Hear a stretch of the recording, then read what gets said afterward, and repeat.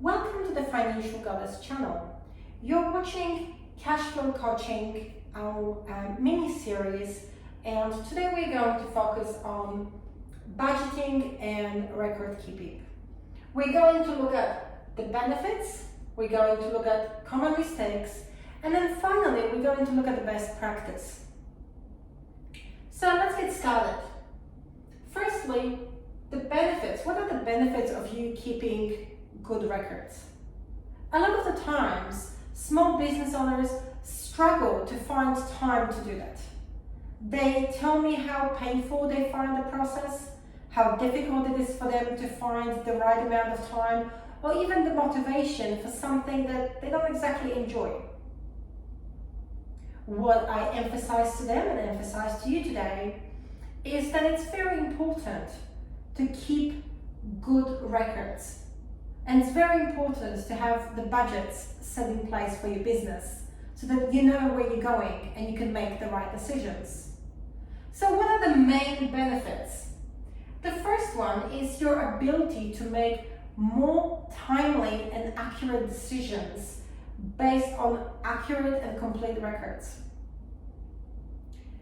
A common example would be a client that just wants to see their accountant once a year, waits for the accountant to do the end of year financials, and in Australia that's after 30th of June, and those records are not due for companies until mid-May the following year if you're working with an accountant.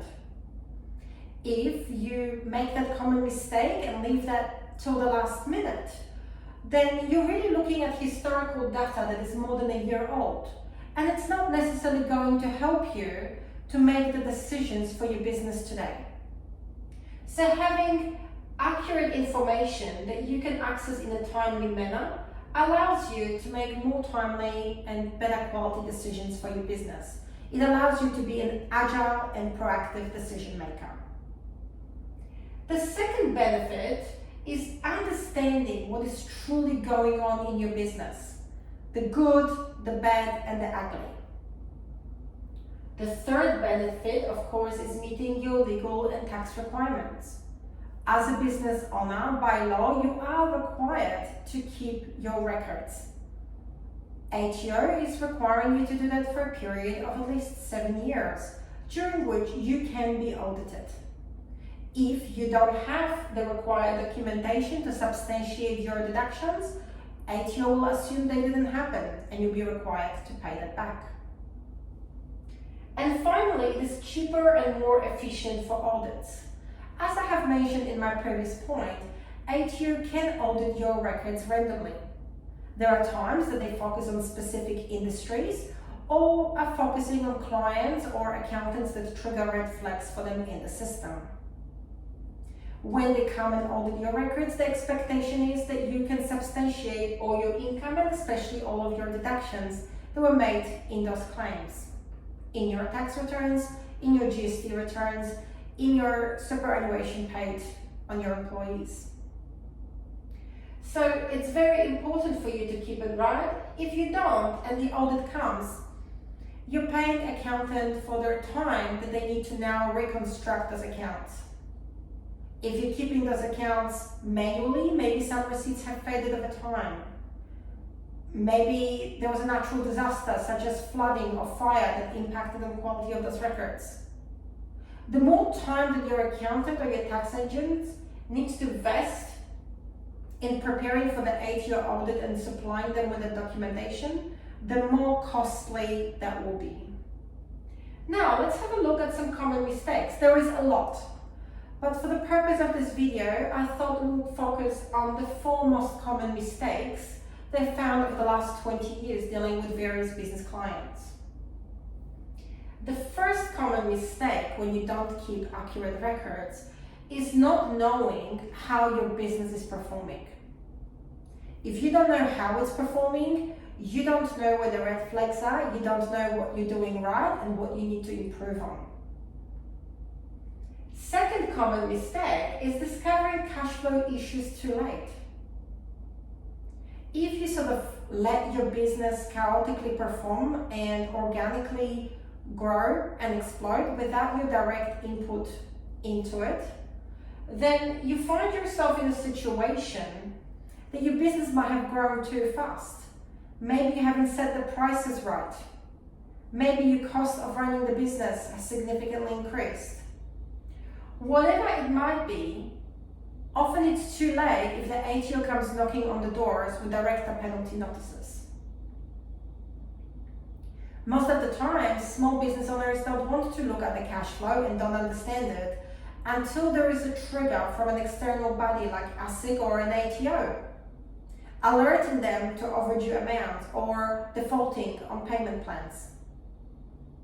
Sometimes in those instances, it might be too late. Especially now as we're coming out of pandemic and a lot of businesses have had their cash flow supported by the government cash flow boost and JobKeeper payments. A lot of them find themselves now filing for bankruptcy or being under the liquidators administration. Next common mistake is spending too much time and money on tasks that could be automated. If you don't keep accurate records and you're doing everything manually, you don't have the time and information. Worse still, you might be paying a fortune to bookkeepers at their hourly rates to continue to manually input that data. And fourth, and the last mistake we'll be looking at today is having inaccurate books and records. And what does that lead to is plainly wrong decisions and expensive end of financial year work that the accountants have to perform. If your accounts are not up to date and they're not reconciled properly, even though the accounting software that you're using might be able to generate reports for you, those reports will not be accurate. So you might artificially see a problem where it doesn't exist, or on the other hand, you might not be alerted to the problem until it's too late. You'll be plainly making wrong decisions based on the wrong data available to you. And in terms of end of financial year, once again, when you go and put your books to your accountant, there is a time involved in them doing the work, whether they're doing it themselves or they have junior or intermediate accountants assisting them. If all your records are reconciled and all your invoices are in there, the process is much more quicker, much more efficient, and thereby cheaper for you. At least it should be cheaper for you. On the other hand, if you get to the end of financial year and the information and the records in your system are incomplete, inaccurate, and accounts are not reconciled, that's extra work that your accountant and their team has to perform, and therefore there's more time and money involved for you in bringing those records as accurate as possible and up to date. So, what would be the best practice? What should you be aiming to do as a business owner in terms of keeping your records? The first thing is to make sure that you send invoices as soon as the work is completed. It's not uncommon that I see small business owners tell me they are too busy to invoice, or they forgot to invoice the client, or they feel bad because there might be another part to the project. Understand this affects your cash flow. There is a time required for you to send the invoice, for the person to receive it, for the person to pay you. The longer you delay it on your end, the longer it will take for you to get the cash coming in. So send invoices as soon as the work is complete. Secondly, make sure that on your weekly to-do list, you follow up on getting customers to pay you the money that they owe you. If you leave it to happen by chance, when you have time to do it, or when there are significant cash flow issues and you're desperate for their payment, you're less likely to have success rate. You might miss on some red flags of your customers having their own financial problems, and it might have a domino effect on your business. Furthermore, it sends a wrong message to your customers. If you don't regularly follow up on getting paid, they don't prioritize you in their pay runs to pay your invoices. The mindset can often become, Don't worry about John. John is quite lenient. We can pay him when our cash flow is better.